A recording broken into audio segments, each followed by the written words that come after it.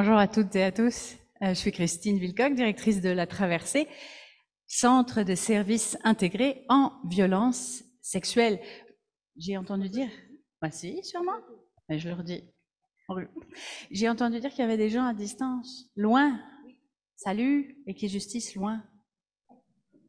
Bonjour, Catherine Cartier, je suis directrice du CAVAC de la Montérégie. Et ben voilà, je me présente. J'ai rien d'autre à dire. Non, c'est des farces, mais vous connaissez le CAVAC, j'imagine, c'est pas quelque chose de nouveau. Donc voilà.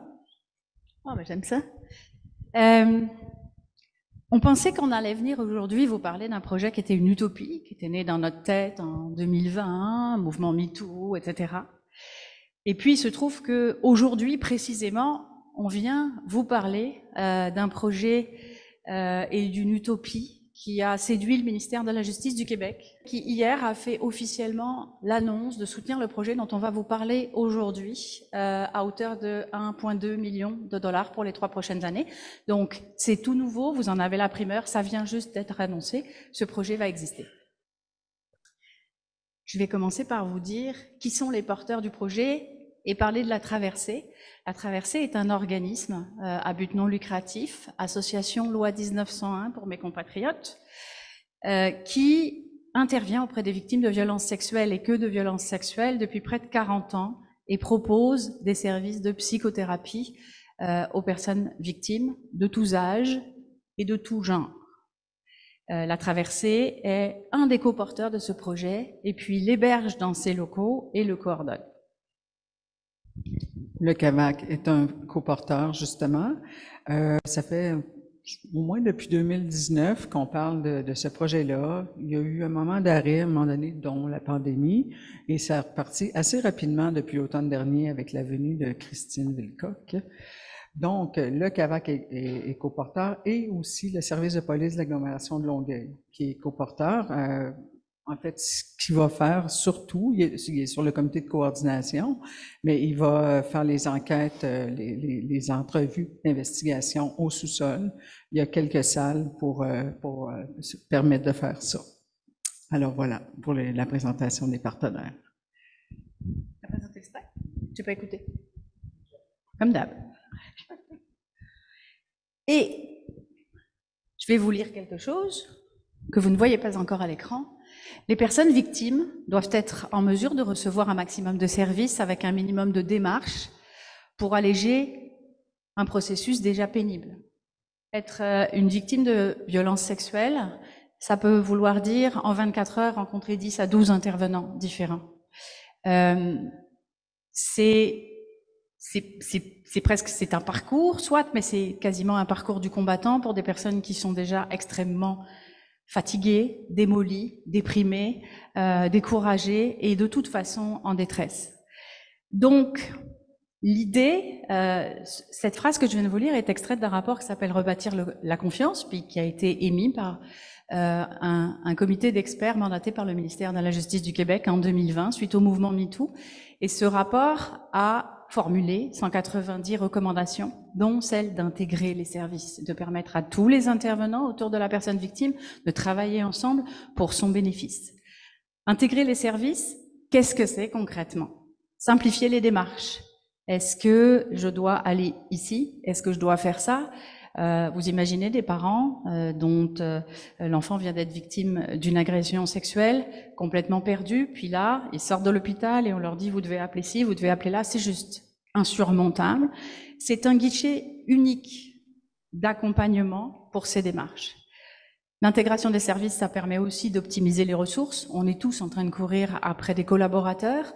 Si on refait plusieurs fois les mêmes choses, tous et chacun, eh bien, c'est un dédoublement qui nuit tout autant à la personne qui est lassée, fatiguée, épuisée, mais aussi aux besoins de nous tous d'utiliser nos ressources à bon escient.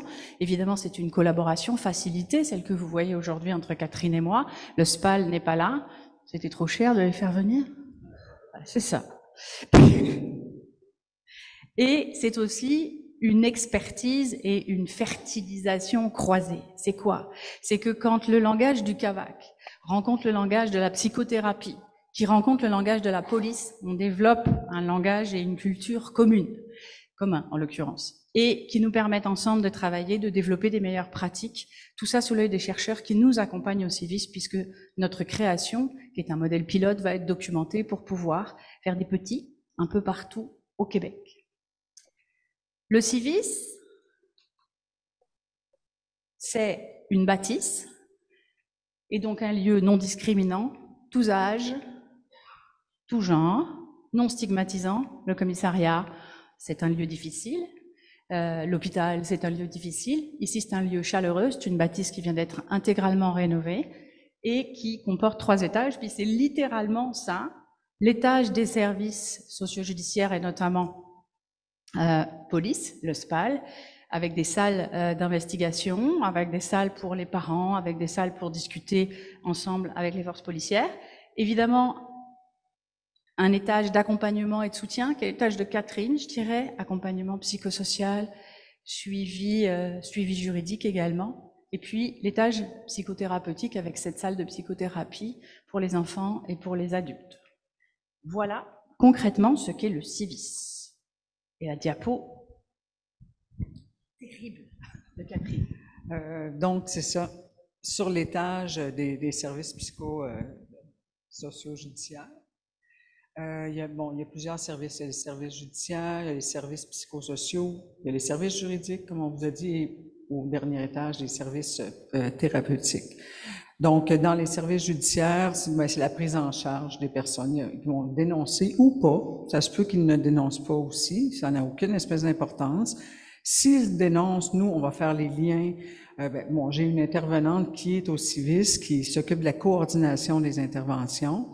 Et ce qu'elle va faire, c'est qu'elle va faire le lien avec le DPCP s'il y a besoin, parce que s'il y a une dénonciation, c'est clair qu'il va y avoir un lien à faire avec le DPCP. Et il y a aussi, en fait, toute l'explication du processus judiciaire qui va être important. C'est insécurisant, le processus judiciaire, c'est quelque chose qui paraît très gros, qui est assez gros aussi, on doit le dire, et on va essayer de démystifier le plus possible. Et puis, évidemment, il y a de l'intervention post-traumatique qui peut être fait. Au fond, les services psychosociaux, c'est tous les services qu'on a besoin avant d'aller en psychothérapie, s'il y a besoin éventuellement. C'est ici et maintenant. C'est les services qu'on a besoin pour diverses raisons. Et on va essayer de diminuer le trauma chez la personne avant, pour pas se rendre à un post-traumatique incroyable. Donc, c'est beaucoup ça. Puis, évidemment, on s'est mis en une entente aussi avec Juripop qui va pouvoir répondre aux questions juridiques des personnes si elles ont besoin de ça. Et puis, il y a aussi rebâtir la ligne juridique où tu as le droit à 4 heures, là, avec qui on a une entente, avec qui les personnes pourront parler si elles ont besoin de ça. Donc, là, on vous résume ça assez gros, mais c'est quand même pas mal tout sous le même toit. C'est ça l'objectif. Et l'objectif, c'est que les personnes n'aient pas à courir à gauche, à droite pour requérir les services dont elles ont besoin. Voilà. Comme l'a dit Simon Jolin Barrette, notre ministre de la Justice hier, seuls 5% des personnes victimes de violences sexuelles arrivent au tribunal. Toutes les autres sont perdues en cours de route pour tout un tas de raisons qui sont quelquefois bonnes, qui leur sont quelquefois personnelles, qui sont quelquefois des choix, et puis très souvent pas des choix, très souvent des découragements, très souvent de l'épuisement, très souvent du renoncement. Et c'est à ça qu'un projet comme le Civis peut servir. Donc, la question qu'on voudrait amener là maintenant, c'est qu'on a la chance de vous parler à vous, puis de vous dire bientôt, peut-être dans votre région, vous allez avoir un bébé Civis, une initiative telle que celle-ci qui va émerger. Comment vous, Equijustice, vous avez envie de vous inscrire dans cette initiative? Je parle pour ceux qui sont loin. Je sais que des initiatives émergent aussi dans d'autres pays. Est-ce que celle-là est intéressante à transposer? Et puis surtout, comment vous voudriez l'accompagner? Qu'est-ce que vous auriez à apporter aux victimes? Qu'est-ce que vous voudriez dire? Hey, Civis, moi ça m'intéresse, j'ai ça. Puis tu vois, je pense que ça serait bien de l'amener auprès des victimes, puis je peux utiliser une de tes salles, puis je vais le faire. Qu'est-ce que t'en penses, Marie-Hélène? C'est intéressant. En fait, quand on s'est rencontrés, Christine et moi, on a beaucoup parlé, puis c'est sûr qu'on voit beaucoup la médiation spécialisée venir peut-être se greffer de façon peut-être plus externe au CIVIS, parce qu'on reçoit quand même plusieurs dizaines de demandes à chaque année, donc ça serait vraiment, ça ferait tout son sens. Je ne sais pas s'il y a des gens qui ont des questions, des commentaires qu'ils veulent rajouter. Ben en fait, c'est surtout un commentaire, peut-être une question, mais peut-être répondre à la question. Mais moi, je suis vous êtes chez nous, en fait, je suis de Longueuil. Donc, je suis vraiment, vraiment content de cette initiative-là. Je dis wow, je vous applaudis très fort pour votre détermination d'avoir réussi à amener un projet comme ça à terme. Puis j'espère que ça va faire les bébés, effectivement, parce que je pense que c'est quelque chose qui répond à un besoin réel. Puis au niveau de la médiation spécialisée, ben, je crois qu'effectivement, on peut jouer un rôle. Je trouve tout le temps intéressant que les personnes victimes puissent avoir le choix, ça a été très bien nommé, puis qu'on puisse faire partie de ce panier de services-là qui est à leur disposition. Donc, bravo encore, franchement. Merci, merci beaucoup. Oui, donc j'ai une question de la part d'une personne en ligne qui a été victime elle-même, donc survivante de 12 ans d'inceste, et qui préfère que je pose la question à sa place. En ce moment, je questionne sans réponse très concrète les organismes et ministères concernant les soins spécialisés en psychotraumatisme dans le système public de santé pour les victimes de violences sexuelles répétées, particulièrement intrafamiliales. Je me demande ce que vous savez là-dessus. C'est une bonne question. Ça me permet, puis regarde, t'es pas seul, puis bravo de demander de l'aide, ça prend un certain courage, puis ça me permet de replacer certains trucs. La plus jeune personne qui est suivie en ce moment la traversée pour une psychothérapie est un petit garçon de 2 ans et demi qui vient de commencer à parler, et la plus âgée a 83 ans. Après 72 ans de silence sur un inceste prolongé de ses 5 ans à ses 11 ans.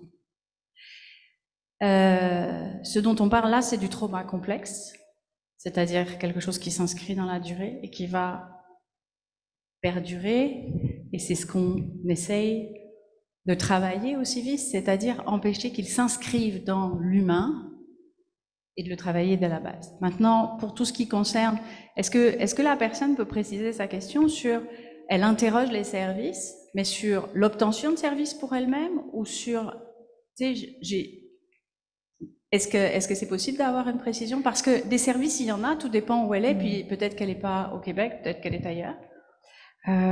J'aurais pas ces précisions maintenant, mais est-ce qu'elle peut vous communiquer directement avec le CIVIS La Traversée? Est-ce que vous avez une adresse courriel que vous voulez donner maintenant? Service, au pluriel, @ la traversée sans accent, .qc.ca. Mais cela dit, puis c'est un message que j'envoie à tous, petit rappel.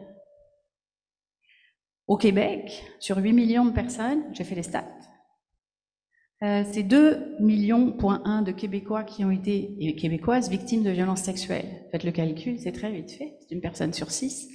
Donc dans cette salle, parmi nous, il y en a beaucoup. Donc ce que je veux dire, c'est qu'elle a le courage de demander de l'aide, elle a le courage de chercher de l'aide, et que ça peut être à 83 ans, mais il y a toujours un moment où c'est bien de pouvoir le faire.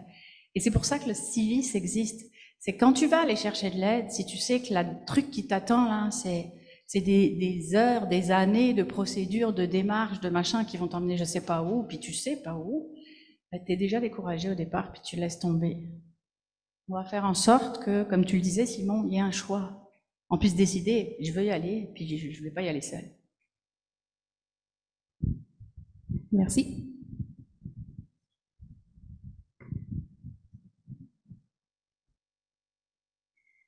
Bonjour, je vais vous féliciter pour la mise en commun des ressources. Je pense qu'on a besoin de ça de plus en plus pour maximiser tant les efforts et les compétences. J'ai une question. Vous avez parlé de l'organisme Rebâtir, vous avez parlé de Jury Pop, et moi j'ai en tête le service de justice de proximité. Pouvez-vous me départager tout ça? J'imagine que Jury Pop, c'est la représentation. Rebâtir, c'est peut-être des conseils qui pourraient s'apparenter au centre de justice de proximité. Est-ce que c'est seulement pour vous ou si ça ça sert d'autres organismes aussi. Merci. Merci pour la question. Et puis super, est-ce que vous voulez venir travailler chez nous? Pile poil ça. Alors pour nos auditeurs étrangers, ça va moins leur parler, mais Juripop, c'est quoi? C'est un service qui dispense de l'aide juridique, mais aussi de la représentation. Donc eux, ils vont jusqu'à la représentation, mais seulement au civil. Ils sont embarqués.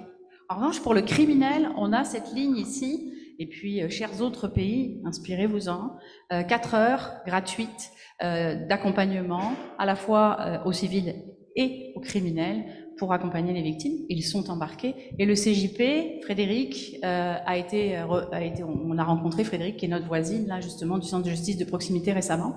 Et exactement comme vous, là, en ce moment, est en train de te dire, OK, j'apporte quoi? Elle aussi est en recherche de ressources, mais j'apporte quoi et comment je vais m'inscrire dans ce projet? Donc, ça fait partie des choses qu'on est en train de travailler avec elle. Mais vous l'avez compris.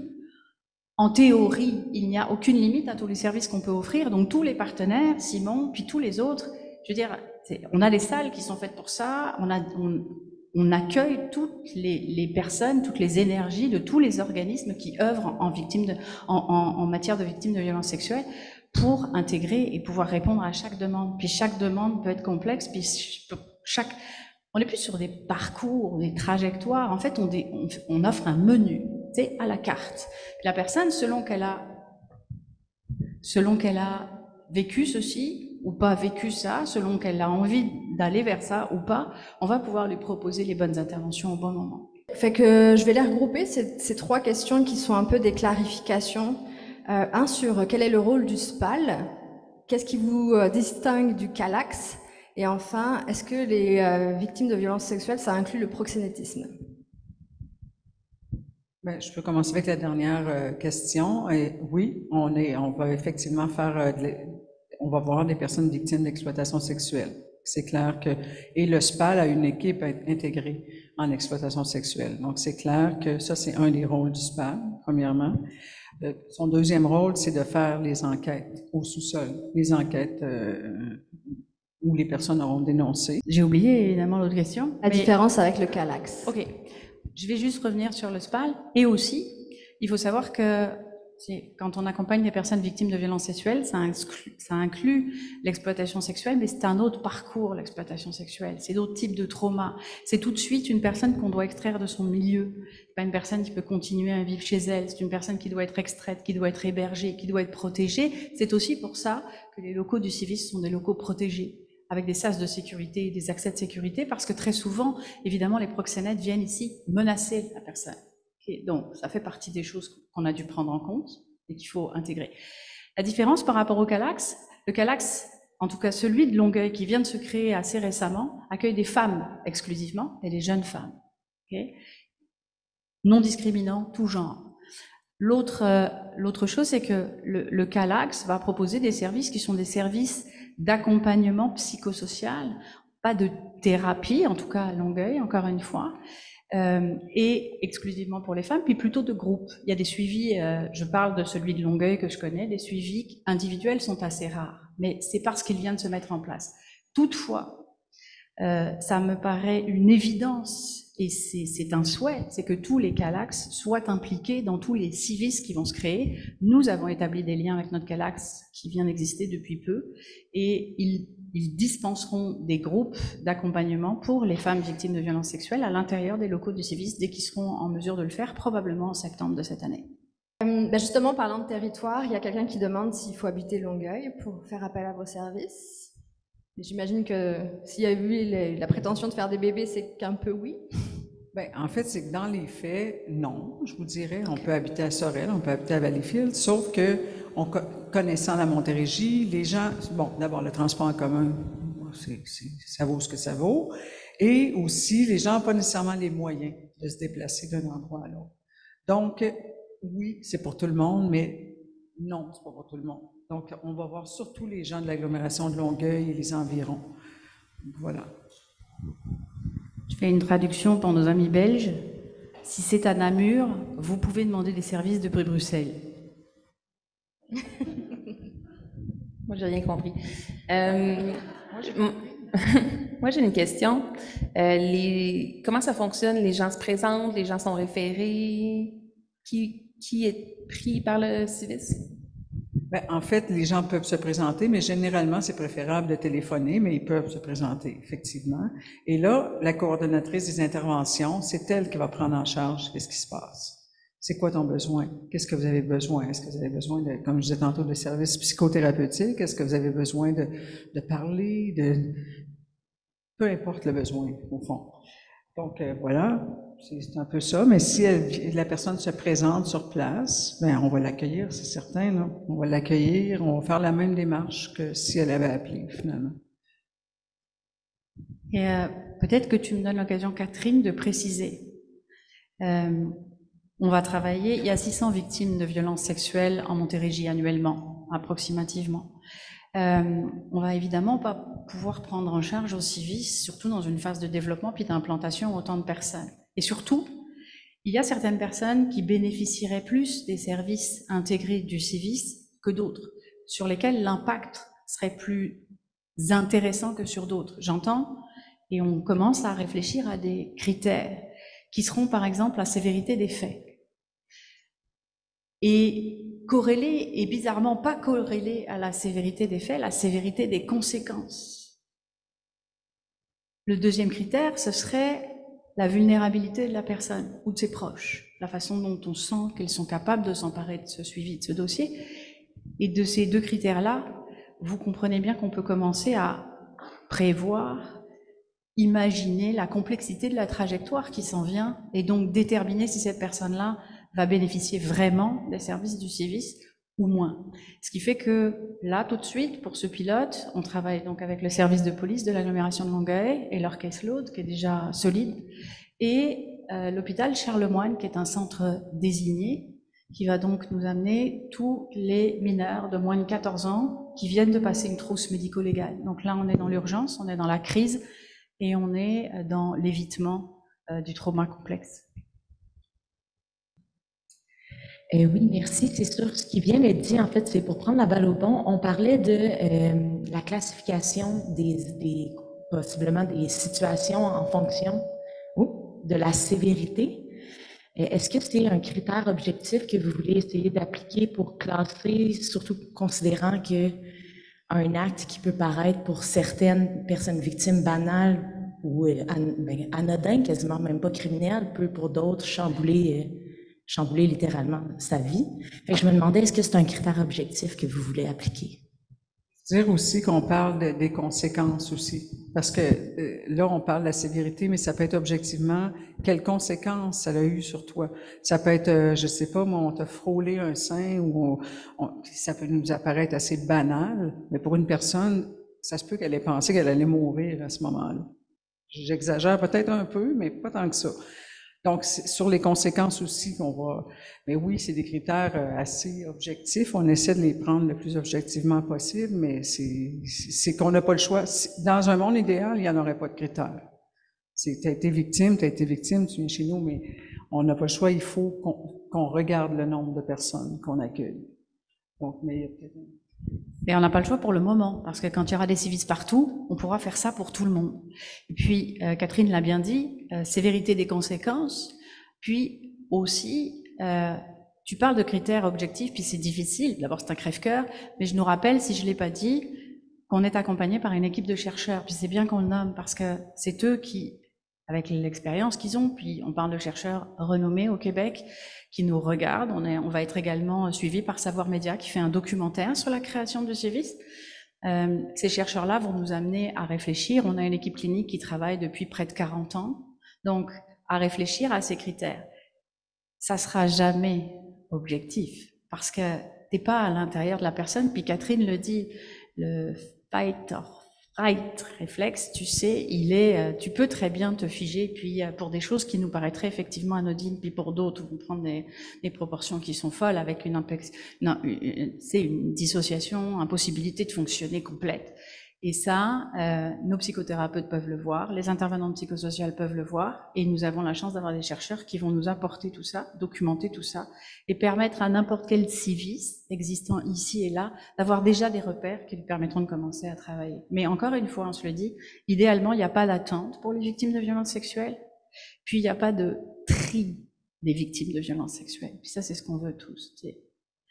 Je voudrais savoir s'il y a quelque chose de prévu au niveau de l'hébergement. Êtes-vous en lien avec, mettons, les maisons d'hébergement pour femmes ou des choses comme ça, advenant une situation actuelle, puis qu'on doit déplacer soit des enfants ou des adultes? Comment vous intervenez là-dedans? Nous, au CAVAC, on est déjà en lien avec la plupart des maisons d'hébergement dans la Rive-Sud, dans l'agglomération de Longueuil, donc oui. Et si la personne est victime d'exploitation sexuelle, ça va être plutôt au 2159. C'est comme ça que ça s'appelle, le 2159, qui héberge en urgence des personnes victimes d'exploitation sexuelle. Et il y a plusieurs hébergements qu'on peut penser, mais il y a aussi le programme du ministère qui s'appelle l'AFFU, c'est un autre programme qu'on connaît, que tout le monde devrait connaître ici, mais peut-être que vous le connaissez pas. C'est, dans le fond, si la personne a besoin d'un hébergement d'urgence, entre autres, il y a des sous qu'on peut, en fait, c'est toutes nous qui organisons, nous, je veux dire les intervenants qui organisons ça, c'est pas la personne. Donc, elle peut avoir des sous pour être hébergée à l'hôtel, par exemple. C'est pas indéfini. C'est une loi qui parle de fonds d'urgence, là, clairement. Mais c'est sûr qu'on ne laissera pas la personne mal prise chez nous puis dire, ben, dommage, vous reviendrez. On va lui trouver un endroit. Si elle veut un endroit, parce qu'il ne faut pas oublier qu'elle n'en veulent pas toujours. Dans le projet qui a été présenté au ministère de la Justice du Québec et qui a finalement retenu son attention et qu'on a la chance, Catherine et moi, de représenter ici aujourd'hui, il y a plusieurs aspects. Il y a la recherche, la mise en œuvre de nouvelles pratiques. J'espère qu'on reviendra d'ici 2 ans vous apporter des guides pour vous expliquer maintenant comment on peut prendre en charge telle ou telle personne, quel type de trajectoire on a mis en place, quels nouveaux critères on peut établir. Et puis, va naître une communauté de pratique des civis, une communauté de pratique pour les dirigeants, comment tu fais tes ententes, comment tu vas aller chercher ta maison d'hébergement la plus proche pour lui dire hey, viens là, toi j'ai besoin de toi, comment tu vas aller signer ton partenariat avec le CAVAC. Les ententes de partage d'informations, c'est quelque chose de très complexe à mettre en œuvre, on est en train de le faire, pas la peine que vous le réinventiez. Et puis également une communauté de pratique pour les intervenants. T'es intervenant dans un civis, je pense que vous le savez, mais travailler dans la violence sexuelle, c'est lourd. C'est du trauma qui va perfuser en vous en permanence. C'est des angoisses qui vont vous imprégner. Moi, j'ai des personnes qui sortent, qui sont mes collègues, qui sont incapables de fermer seules la bâtisse le soir parce qu'elles ont entendu ces histoires-là. J'ai des collègues qui sont incapables de faire des enfants dans ce monde-là parce qu'elles se disent j'en ai trop entendu, moi je mets pas d'enfants au monde dans ce monde-là. Donc, l'idée, c'est aussi que les intervenants de ces futurs civis soient formés à ça, accompagnés à ça, puis qu'on puisse créer autour d'elles ce filet et de pas être aujourd'hui, j'allais dire comme quelquefois un peu, des parachutés dans la violence sexuelle parce que tu travailles ici, tu travailles là, mais finalement c'est tout un univers. C'est un univers difficile dans lequel on n'évolue pas sans dégâts personnels.